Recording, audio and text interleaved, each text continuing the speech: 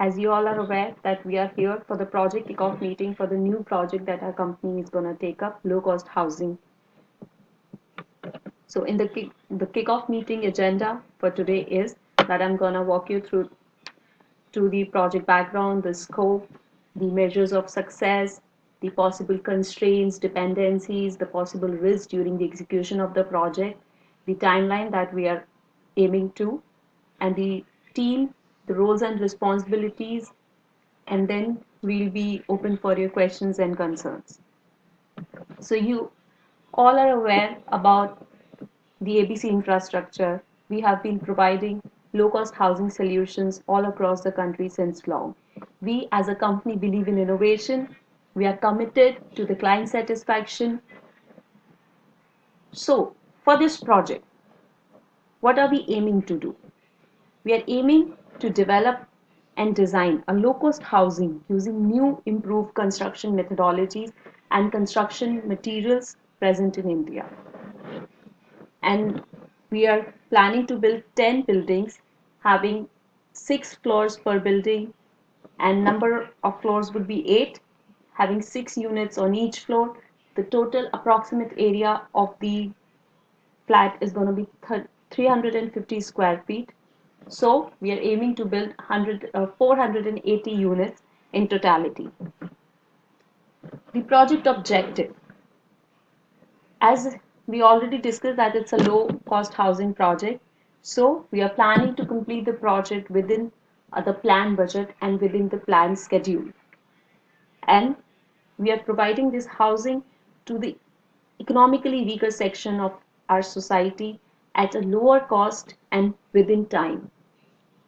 We are planning to use the cost effective construction technologies, construction building materials, which can speed up our work and which can reduce our cost.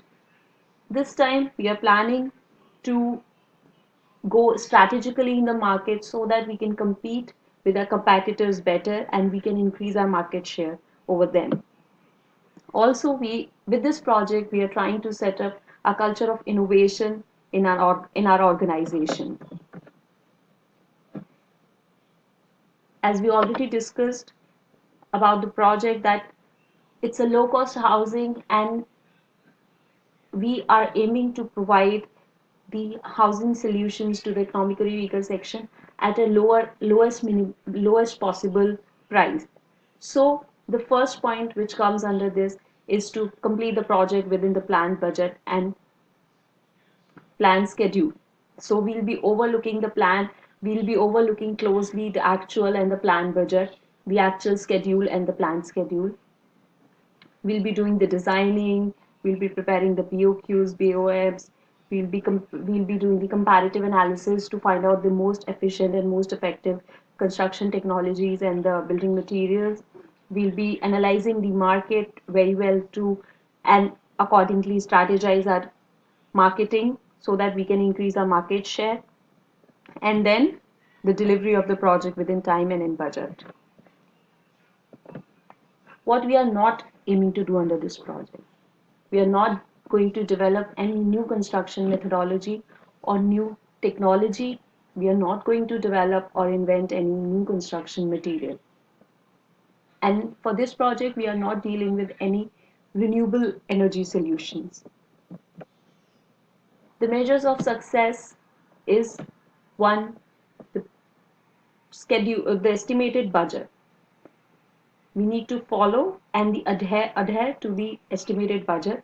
We need to adhere to the estimated timeline, and the two deciding factors are the final cost to the end user and the final profit to our company for the success of the project.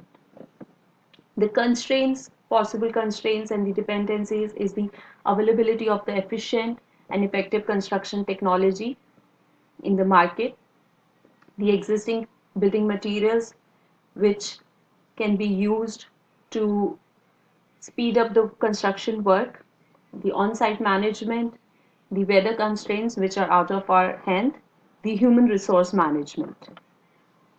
The risk, the possible risk that may occur during the execution of the project and the assumptions that we are taking up to the for the construction of this project is that we'll be covering the only the 80% of the total site area of the area will be used for the construction, and the people earning between 5,000 to $9,000 per annum will be considered under economically weaker section.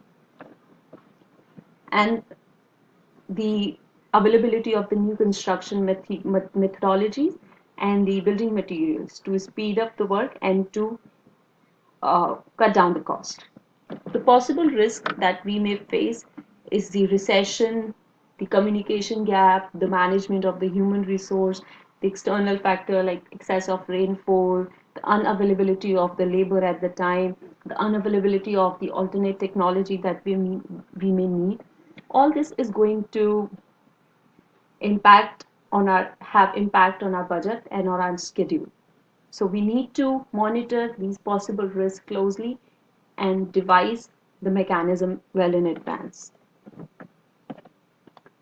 The timeline that we are aiming to is this project is going to be a year long, and as this is a low budget project, we need to adhere to the timeline very strictly, and the timeline given for the each phase is very tight, but I'm sure having everybody together and working on our best efficiency, we'll be able to complete the project within the stipulated timeline. And many of the phases during in the project have the overlapping, so we need to manage ourselves, our team accordingly. We'll be starting this year in July and will be completing next year by mid of July. So that comes around a year. The team structure,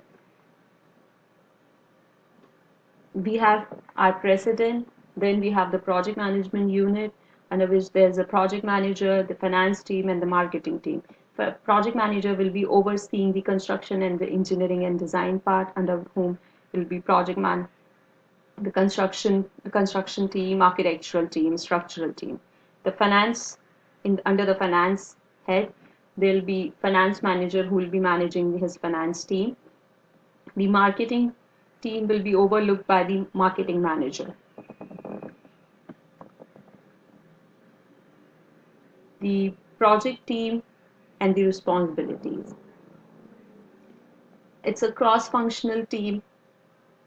This project is a cross-functional team effort, and firstly we have our president, Mr. Ram, who will be overlooking the funding and the approval related to the projects. Then we have under the account section, we have our accounting manager, Ms. Usha, who will be looking after the cost approval and the audits and the finances related to the project. Then we have the project manager, that is me. I'll be handling the project, the construction, the engineering and design part, and then I'll be coordinating among the different teams. So I'm supposed to make sure that the project runs smoothly. Then we have our construction manager, Mr. Raghav, who will be overlooking the construction activities, who will be managing the construction and supervising them. Then we have our procurement manager, Mr. Ankur, who will be controlling and managing the timely procurement of the equipments, of the materials required for the construction so that we can complete our work within the time and within the budget. Also the human resource.